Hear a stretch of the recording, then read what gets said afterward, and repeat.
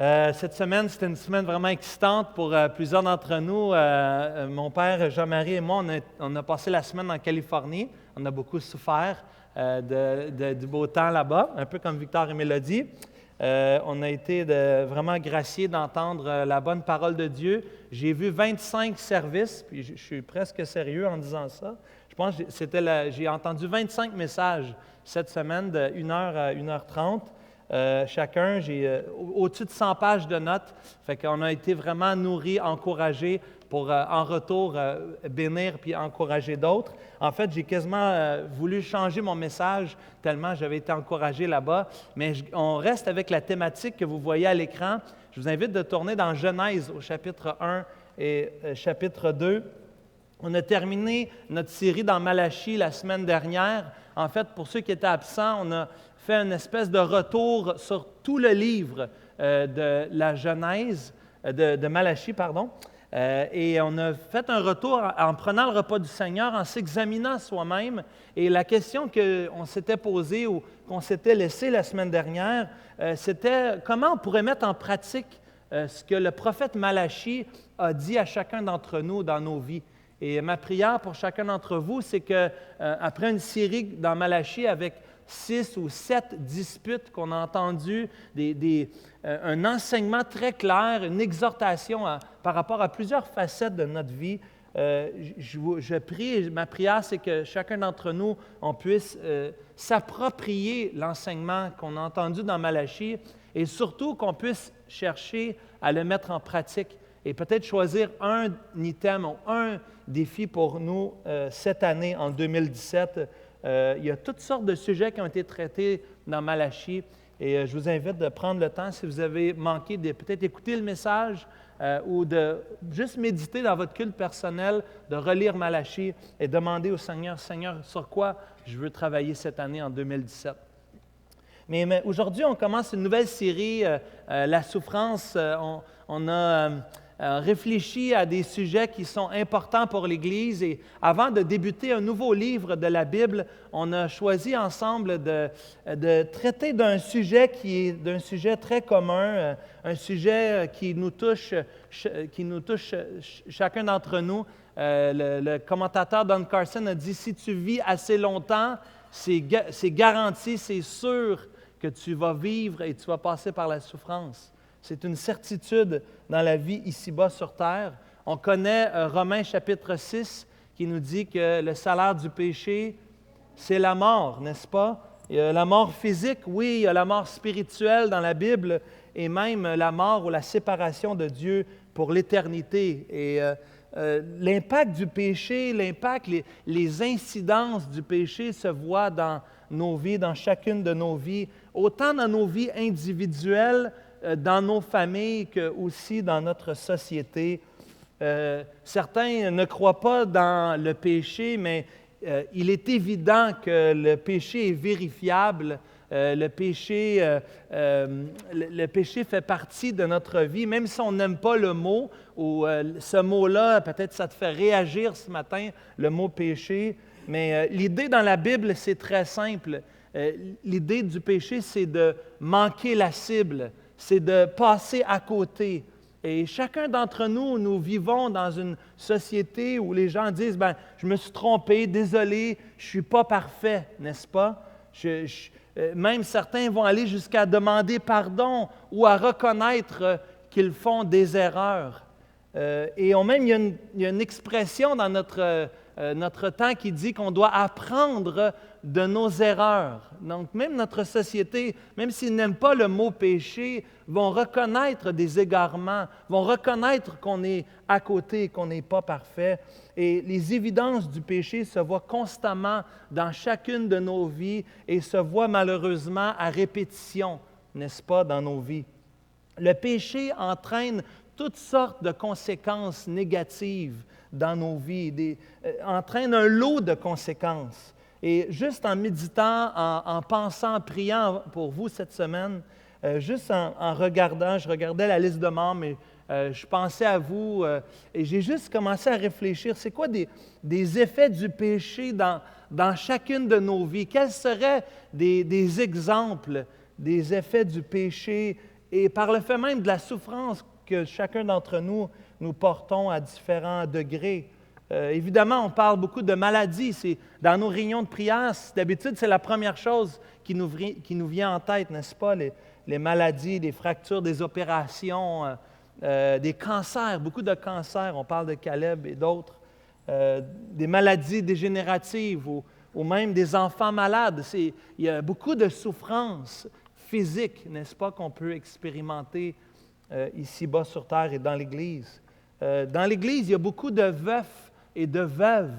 Il y a beaucoup de gens qui ont connu ce que c'était de perdre un conjoint, une conjointe, de perdre un enfant. Peut-être même tu as perdu un enfant à un jeune âge ou un membre de ta famille, un frère ou une sœur qui est décédé à un jeune âge. Même certains d'entre nous, on a expérimenté le suicide dans notre famille immédiate ou dans notre parenté.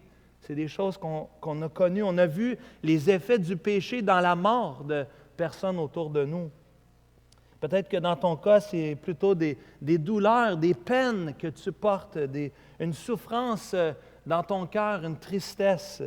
Peut-être que tu penses à tes parents qui se sont séparés quand tu étais jeune, ou peut-être que tu dis, je n'ai pas connu, ou j'aurais voulu connaître mon père ou ma mère, je ne les ai pas vraiment connus, ils sont décédés ou ils sont partis tout simplement, puis je n'ai pas eu la relation, ou je n'ai pas eu de relation avec mes parents comme j'aurais voulu.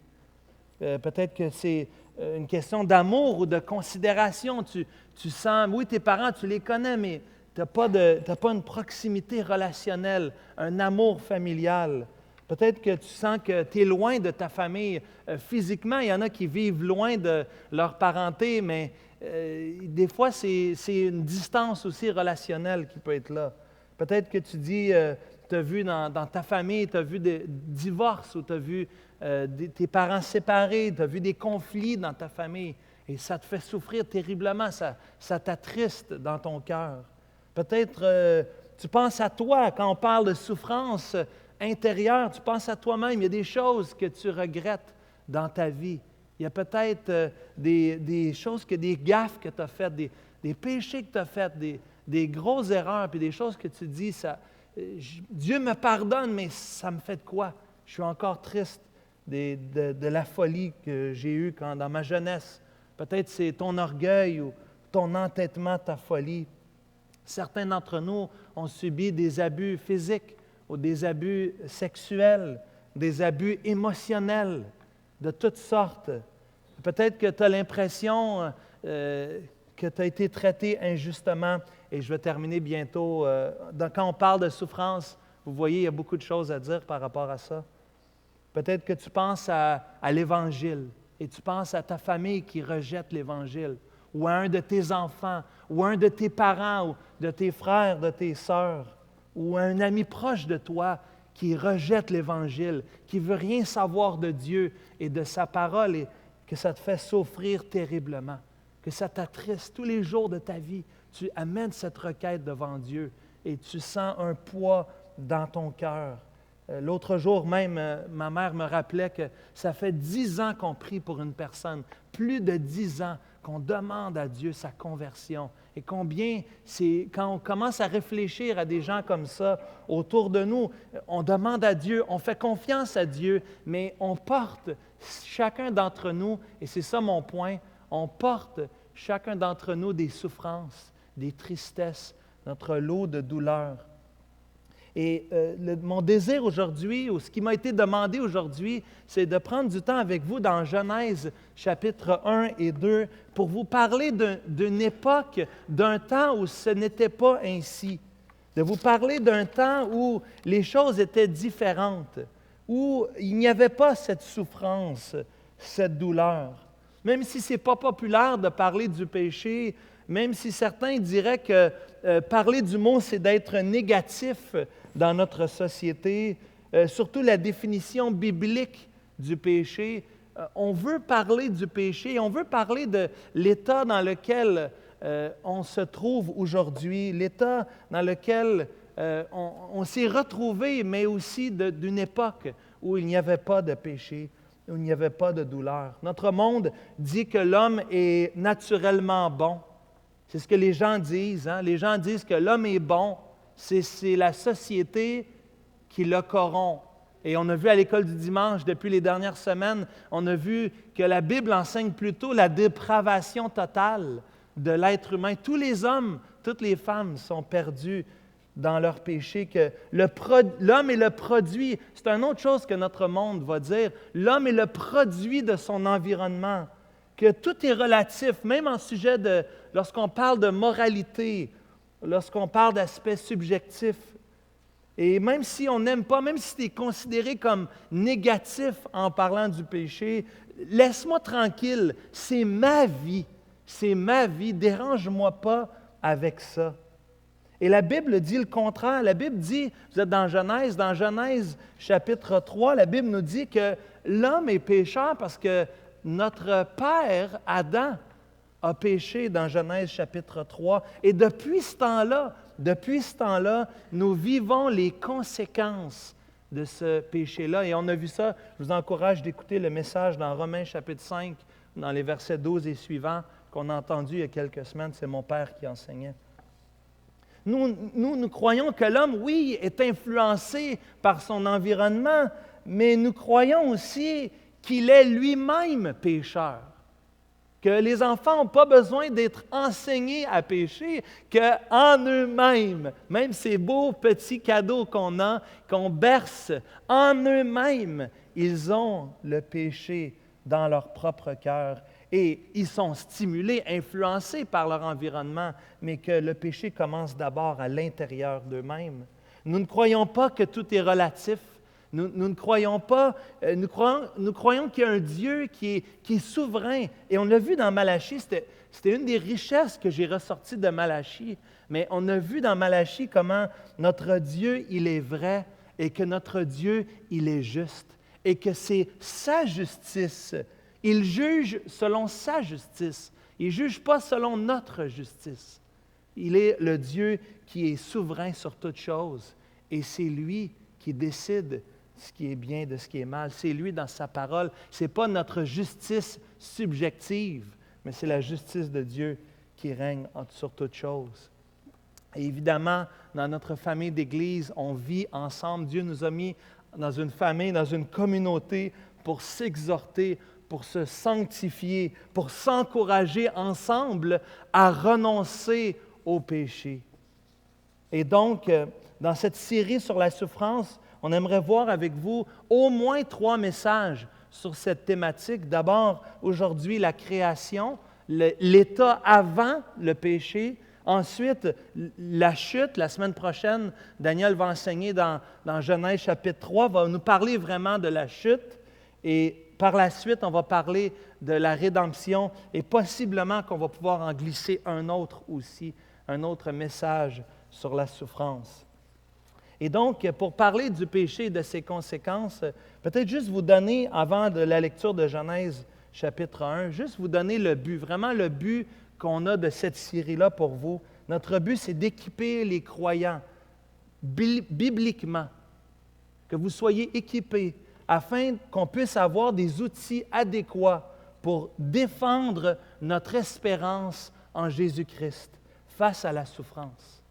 Qu'on puisse se soutenir les uns les autres, ceux qui sont affligés dans l'espérance de la gloire, à venir et à transmettre une vision, qu'on puisse avoir une vision éclairée de la souveraineté de Dieu dans laquelle il demeure le fondement de notre joie et notre paix. Et donc aujourd'hui, la question qu'on veut se poser ensemble, est-ce que la maladie, est-ce que la mort, est-ce que la souffrance faisait partie de la création originelle? Est-ce que ça fait partie du plan de Dieu, de sa création originelle? Et dans la Bible, peut-être c'est intéressant de noter qu'il y a 1189 chapitres dans la Bible.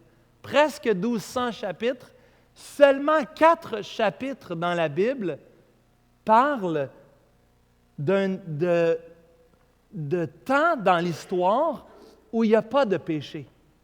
Seulement Genèse 1 et 2 et Apocalypse, chapitres 21 et 22. Ce sont les seuls 4 chapitres où il n'y a plus de péché, où il n'y a pas dans le cas de Genèse et où il n'y a plus dans Apocalypse 21 et 22. De Genèse 3, verset 1 jusqu'à Apocalypse chapitre 20 au verset 15, la Bible fait allusion soit au péché ou à des pécheurs. Et la Bible est remplie de cet enseignement. On a besoin d'en prendre connaissance. Et donc aujourd'hui, on va lire ensemble Genèse chapitre 1 et chapitre 2, écrit 1400 ans avant Jésus-Christ par Moïse. Lisons Genèse 1. Au commencement, Dieu créa les cieux et la terre. La terre était informe et vide. Il y avait des ténèbres à la surface de l'abîme, et l'Esprit de Dieu se mouvait au-dessus des eaux. Dieu dit que la lumière soit, et la lumière fut. Dieu vit que la lumière était bonne, et Dieu sépara la lumière d'avec les ténèbres. Dieu appela la lumière jour, et il appela les ténèbres nuit. Ainsi, il y eut un soir, il y eut un matin, ce fut le premier jour. C'est une Bible, c'est une bonne temps de la sortir. C'est parce qu'on va lire beaucoup aujourd'hui. C'est une Bible, sort là, Genèse chapitre 1, verset 6. Dieu dit qu'il y a une étendue entre les eaux et qu'elle sépare les eaux d'avec les eaux. Et Dieu fit l'étendue et il la sépara, les eaux qui sont au-dessous de l'étendue d'avec les eaux qui sont au-dessus de l'étendue. Et cela fut ainsi. Dieu appela l'étendue ciel. Ainsi, il y eut un soir, il y eut un matin, ce fut le second jour. Dieu dit que les eaux qui sont au-dessous du ciel se rassemblent en un seul lieu et que le sec paraisse. Et cela fut ainsi. Dieu appela le sec terre et il appela l'amas des eaux mer. Dieu vit que cela était bon.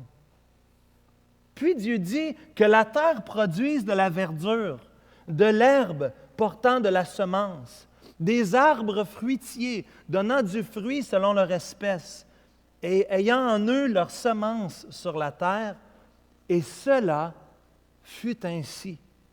La terre produisit de la verdure, de l'herbe portant de la semence selon son espèce, et des arbres donnant du fruit, ayant en eux leur semence selon leur espèce. Dieu vit que cela était bon. Ainsi, il y eut un soir, il y eut un matin, ce fut le troisième jour. Dieu dit qu'il y ait des luminaires dans l'étendue du ciel pour séparer le jour d'avec la nuit, que ce soit des signes pour marquer les époques, les jours et les années, qu'ils servent de luminaires dans l'étendue du ciel pour éclairer la terre. Et cela fut ainsi. Dieu fit les 2 grands luminaires, le plus grand luminaire pour présider au jour et le plus petit luminaire pour présider à la nuit. Il fit aussi les étoiles dans le ciel.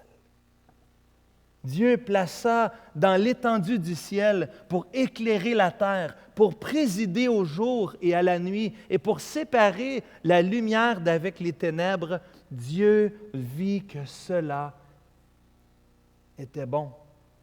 Ainsi, il y eut un soir, il y eut un matin, ce fut le 4e jour. Dieu dit que les eaux produisent en abondance des animaux vivants et que des oiseaux volent sur la terre vers l'étendue du ciel. Dieu créa les grands poissons et tous les animaux vivants qui se meuvent, et que les eaux produisirent en abondance selon leur espèce. Il créa aussi tout oiseau ailé selon son espèce. Dieu vit que cela était bon. Dieu les bénit en disant, soyez féconds, multipliez, remplissez les eaux de la mer, et que les oiseaux multiplient sur la terre. Ainsi, il y eut un soir, et il y eut un matin. Ce fut le 5e jour. Dieu dit que la terre produise des animaux vivants selon leur espèce, du bétail, des reptiles et des animaux terrestres selon leur espèce. Et cela fut ainsi.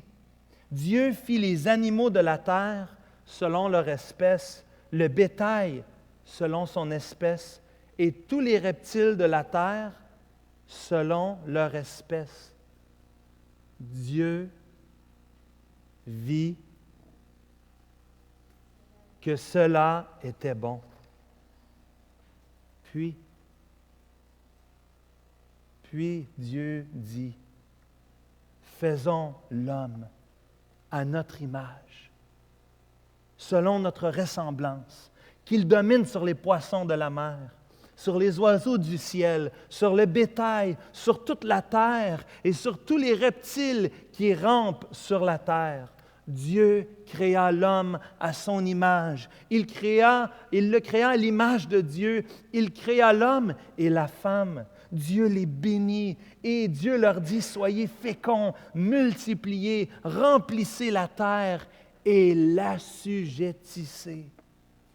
Dominez sur les poissons de la mer, sur les oiseaux du ciel et sur tout animal qui se meut sur la terre.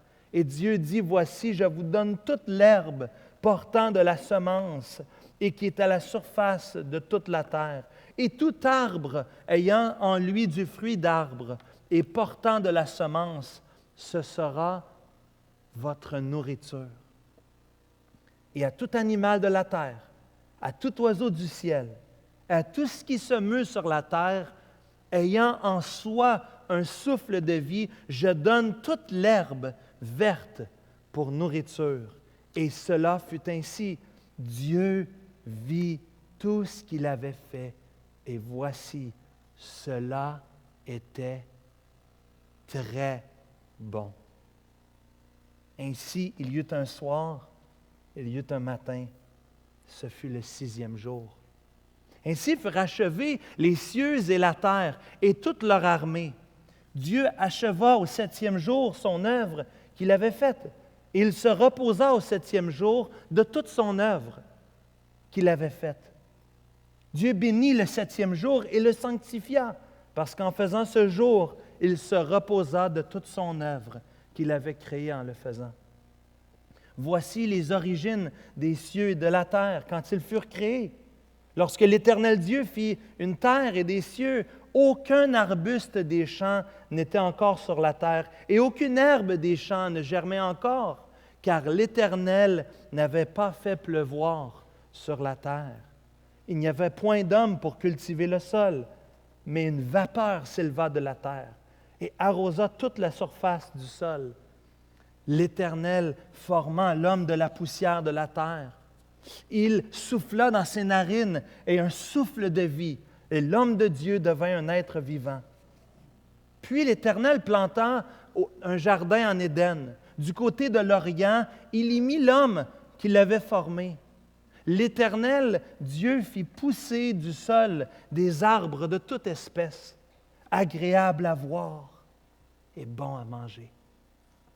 L'arbre de la vie au milieu du jardin et l'arbre de la connaissance du bien et du mal. Un fleuve sortait d'Éden pour arroser le jardin, et de là, il se divisait en 4 bras. Le nom du premier est Pishon. C'est celui qui entoure tout le pays d'Havila où se trouve l'or. L'or de ce pays est pur. On y trouve aussi le bdellium et la pierre d'onyx. Le nom du second fleuve est Gihon. C'est celui qui entoure tout le pays de Cush. Le troisième est Hidékel. C'est celui qui coule à l'orient de l'Assyrie. Le 4e fleuve, c'est l'Euphrate. L'Éternel Dieu prit l'homme et le plaça dans le jardin d'Éden pour cultiver et pour le garder. L'Éternel donnant cet ordre à l'homme. Tu pourras manger de tous les arbres du jardin, mais tu ne mangeras pas de l'arbre de la connaissance du bien et du mal, car le jour où tu en mangeras, tu mourras. L'Éternel Dieu dit, il n'est pas bon que l'homme soit seul, c'est le meilleur bout. Je lui ferai une aide semblable à lui. L'Éternel Dieu formant de la terre tous les animaux des champs et tous les oiseaux du ciel. Il les fait venir vers l'homme et voir comment il les appellerait afin que tout être vivant portât le nom que lui donnerait l'homme. Et l'homme donna des noms à tout le bétail, aux oiseaux du ciel, aux animaux des champs. Mais pour l'homme, il ne trouvait point d'aide semblable à lui. Alors, l'Éternel Dieu fit tomber un profond sommeil sur l'homme qui s'endormit. Il prit une de ses côtes et renferma la chair à sa place.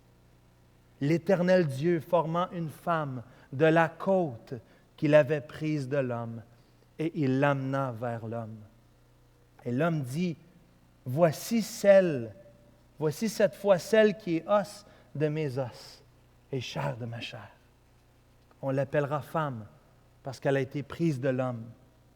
C'est pourquoi l'homme quittera son père et sa mère et s'attachera à sa femme. Ils deviendront une seule chair. L'homme et sa femme étaient tous deux nus. Ils n'en avaient point honte. Que l'Éternel bénisse sa parole dans nos cœurs. Amen.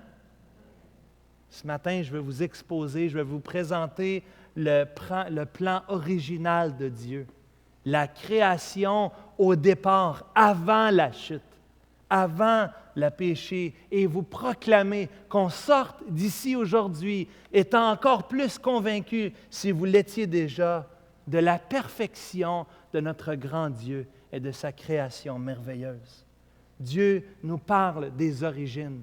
Dieu veut savoir, et j'aimerais faire quelques observations. Vous avez Genèse chapitre 1 devant vous. J'aimerais vous faire quelques observations. Genèse 1, verset 1, nous voyons que Dieu est le créateur de toutes choses.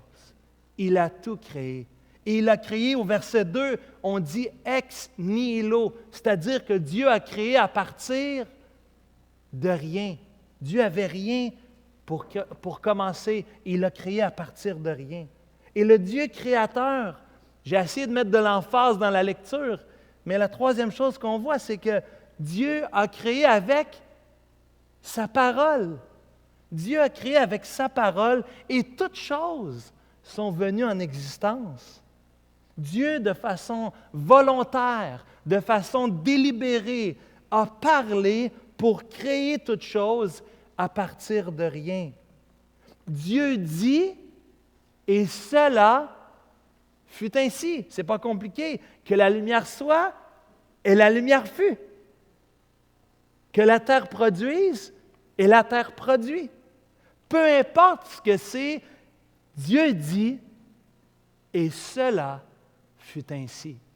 Cher ami, juste de s'arrêter un instant et de savoir que je fais partie d'un univers, d'une terre, dans une ville, je suis dans un bâtiment, et de savoir qu'il y a quelqu'un derrière ça, qu'il y a quelqu'un qui a pensé à tout ça, qui a créé ça, que Dieu a intentionnellement, délibérément, volontairement créé l'univers.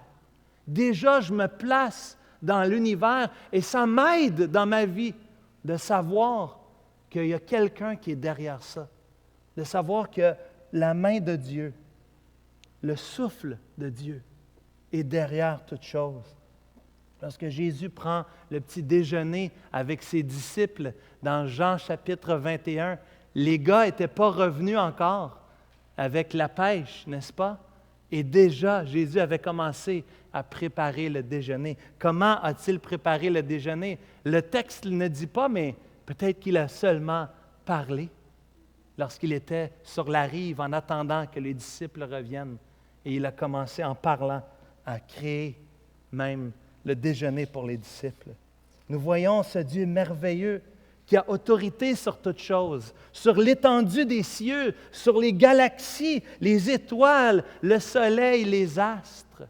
Nous voyons ce Dieu qui est roi de la création, de toutes choses, les cieux, la terre, les animaux, les hommes. Dieu vit que cela était bon. Dieu, lorsqu'il s'arrête, il considère ses œuvres, il dit que c'est bon. Dieu est le standard. C'est lui qui établit ce qui est bon de ce qui est mauvais, ce qui est réussi des échecs. Dieu établit ce qui est bon. Dieu vit que cela était bon. Et on glorifie Dieu. On voit la puissance de Dieu dans Genèse chapitre 1, Genèse chapitre 2. La parole de Dieu débute avec le récit du Dieu qui a créé le monde. Et vous voyez des descriptions d'une beauté à couper le souffle, d'une beauté, d'une saveur. Quand on prend du temps pour marcher dans la nature, ceux qui ont pu voyager un peu, qui ont vu d'autres merveilles du monde, n'êtes-vous pas étonnés de la grandeur et de la toute-puissance de Dieu? N'êtes-vous pas émerveillés de qui cette personne? Qui est cette personne qui fait des belles choses et d'une bonté insondable? Le vrai paradis ici que nous voyons, le paradis sur terre, c'est pas Cuba. Le paradis sur terre, c'est Éden. C'est Genèse chapitre 1, chapitre 2. Ce paradis terrestre qui est empreint d'ordre, d'harmonie, de plénitude et de vie. Et il y a plein de passages bibliques qui racontent encore cette beauté, qui reprennent cette idée. Éternel, c'est toi seul qui as fait les cieux des cieux, toute leur armée, la terre et tout ce qui vit sur elle, les mers et tout ce qu'elle renferme. Tu donnes la vie, tu donnes la vie à toutes ces choses et l'armée des cieux se prosterne devant toi. Il est tellement grand. Les gens au ciel, ceux qui sont au ciel, les anges, les êtres vivants se prosternent devant lui. Dans le psaume 19, Thierry l'a lu tantôt, les cieux racontent la gloire de Dieu et l'étendue manifeste l'œuvre de ses mains. On prend souvent Romains chapitre 1 pour voir et dire qu'il y a des gens qui ne connaissent pas Dieu. Mais regardez la description des perfections invisibles de Dieu, sa puissance éternelle, sa divinité se voit comme à l'œil depuis la création du monde. L'Apocalypse nous dit, « Tu es digne, notre Seigneur, notre Dieu, de recevoir gloire, honneur, puissance, car tu as créé toutes choses. Et c'est par ta volonté qu'elles existent et qu'elles ont été créées. » Et finalement, Jérémie, le prophète Jérémie, dans toute sa misère, vous savez, s'il y a un gars qui a eu ça difficile, c'est le prophète Jérémie. « Ah, Seigneur éternel, voici, tu as fait les cieux et la terre par ta grande puissance et par ton bras étendu. Rien n'est étonnant de ta part. » Il n'y a rien d'étonnant, n'est-ce pas, pour notre grand Dieu, rien de surprenant. Dans son caractère, nous qui avons lu la Bible, nous qui avons chanté ce matin de grandes choses, nous voyons le caractère, la personne et l'œuvre de Dieu. Dieu est bon, Dieu est parfait. Tout ce qu'il fait est bon et parfait. Et Dieu ne peut pas faire le mal. La Bible nous dit ça, que Dieu ne peut pas faire le mal. Dieu ne peut pas faire les deux, le bien et le mal. Dieu est souverain. On a entendu ça. Si tu es venu à l'école du dimanche ce matin, tu as entendu Daniel répondre, du moins en partie, à cette question difficile. Mais nous voyons dans Genèse 1, verset 26, regardez au verset 26, « Faisons l'homme. » Il y a quelque chose de différent avec l'homme. Il y a c'est une autre chose. L'homme est fait à l'image de Dieu et Dieu bénit ça. Et nous voyons dans le faisons, dans le pluriel ici, le Dieu trinitaire, Père, Fils et Saint-Esprit, qui sont derrière la création de l'homme. Dieu nous a créés, nous différents de toute sa créature. On a été créés à son image, à l'image de Dieu, de façon ontologique. Nous sommes des êtres vivants. Nous avons une volonté, pas comme les animaux, une volonté. Nous avons un intellect, nous avons des émotions, nous avons des relations, nous avons une fonction, un but dans la vie, un but dans la société. Nous sommes différents de toutes les autres créatures.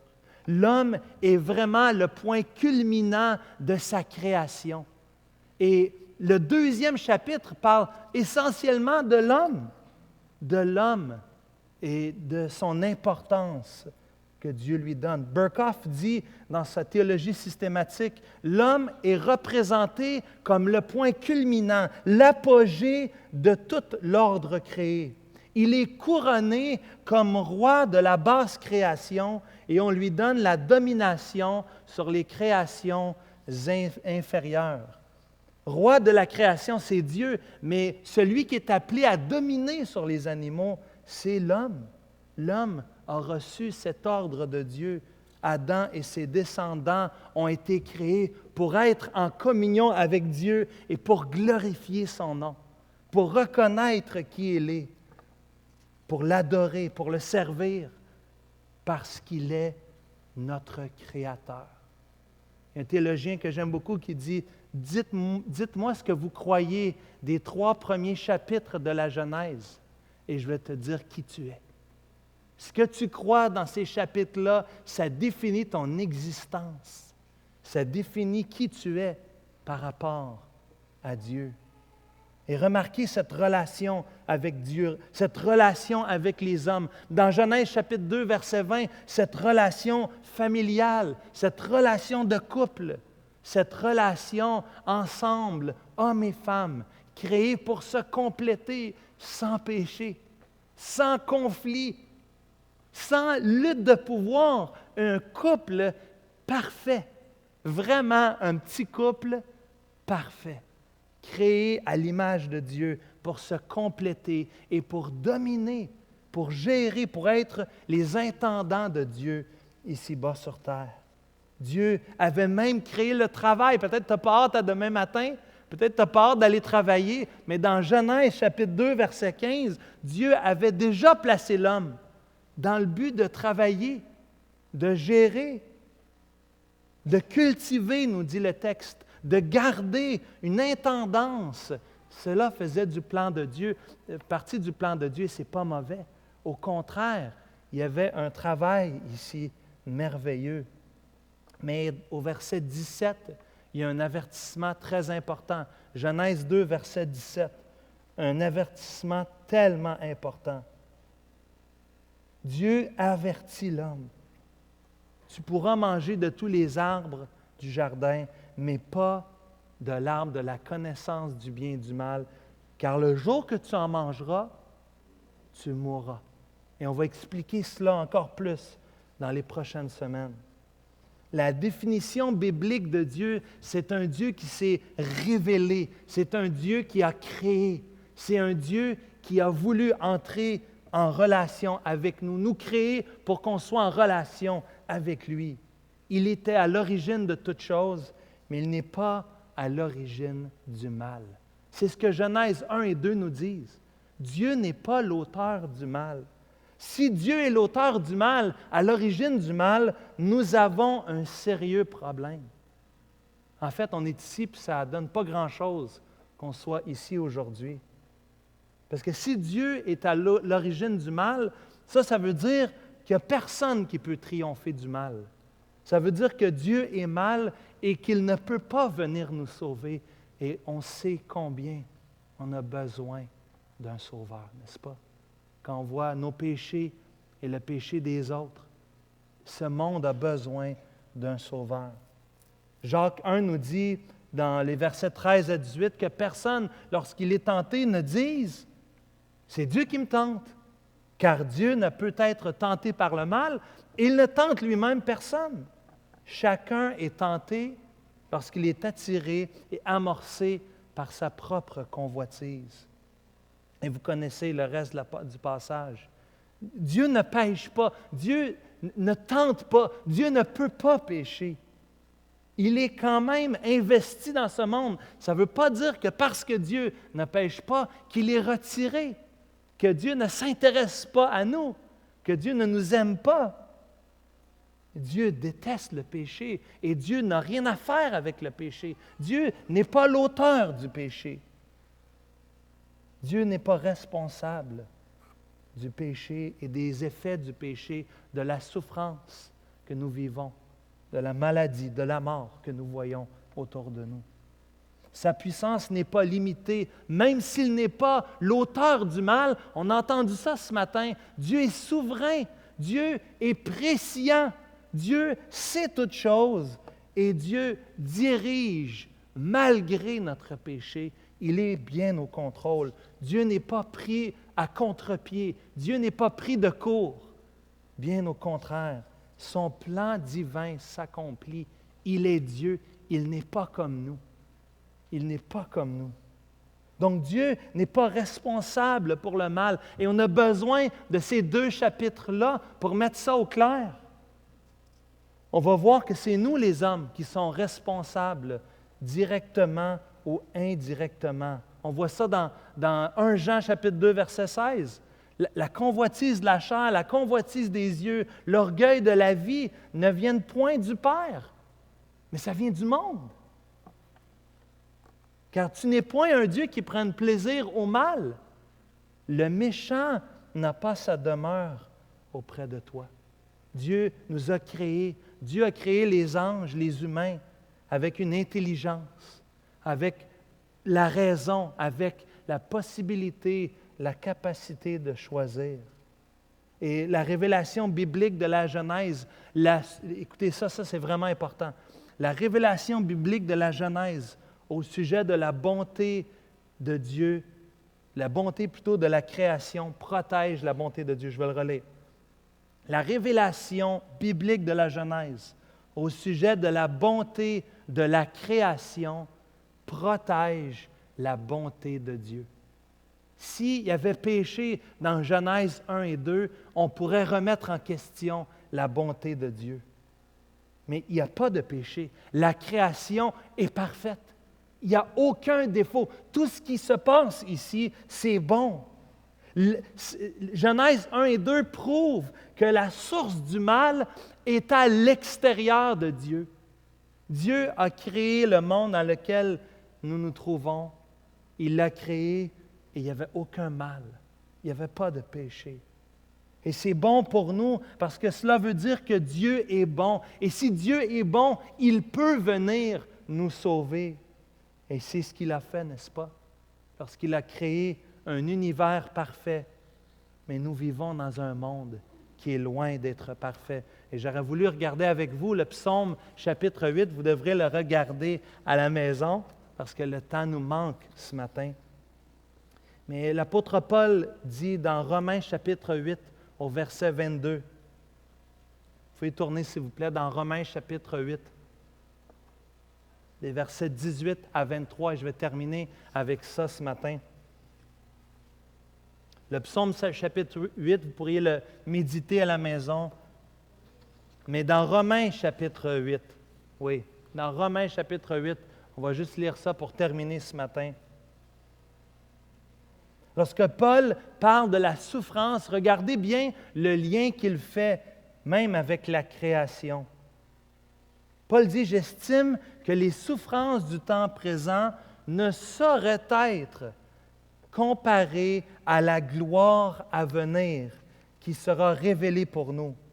Aussi la création attend-elle avec un ardent désir la révélation des fils de Dieu, car la création a été soumise à la vanité, non de son gré, mais à cause de celui qui y a soumise, avec l'espérance qu'elle aussi sera affranchie de la servitude de la corruption, pour avoir part à la liberté de la gloire des enfants de Dieu. Or, au verset 22, or, nous savons que jusqu'à ce jour, la création tout entière soupire et souffre les douleurs de l'enfantement. Et ce n'est pas seulement elle, mais nous aussi qui avons les prémices de l'Esprit, nous aussi nous soupirons en nous-mêmes en attendant l'adoption et la rédemption de nos corps. La bonne nouvelle, c'est que Dieu a créé un monde parfait. La mauvaise nouvelle, oui, l'homme a péché, mais nous avons une espérance. Nous avons une espérance qu'un jour, le Seigneur va revenir et que le Seigneur va nous sortir, va nous libérer de ce corps de péché, de ce monde pécheur qui est en prise sous les effets du péché. Sans la mort, il n'y aura plus de deuil, il n'y aura plus de souffrance, et il n'y aura plus d'épreuve. En attendant ce jour glorieux, bien-aimés, nous voulons être fidèles au Seigneur en marchant de pas à pas par la victoire en Jésus-Christ contre le péché. Seigneur Jésus, merci pour ton Fils. Colossiens chapitre 1 nous dit, Père, que tu as envoyé ton Fils qui est l'auteur de la création, ton Fils qui règne sur la création, qui soutient la création, malgré notre péché. Jésus, tu es venu pour nous sauver, pour nous libérer. Père, nous sommes dans l'émerveillement de voir qui tu es, ta personne, ton œuvre. Nous sommes, Seigneur, étonnés de penser que tu as créé toutes choses par ta main puissante. Et non seulement cela, mais tu nous as créés nous aussi pour que nous vivions dans ce monde. Nous avons hâte, Seigneur, comme nous dit Romains chapitre 8. Nous avons cette espérance, cette attente de ton retour, d'être dans ta présence pour l'éternité, d'être délivrés de ce monde pécheur. Nous voulons te louer, Seigneur. Nous voulons te louer parce que tu es saint. Tu as créé toutes choses parfaites. Et nous voulons chanter pour terminer. Saint, saint, saint. Saint est le Seigneur. Amen. Je vous invite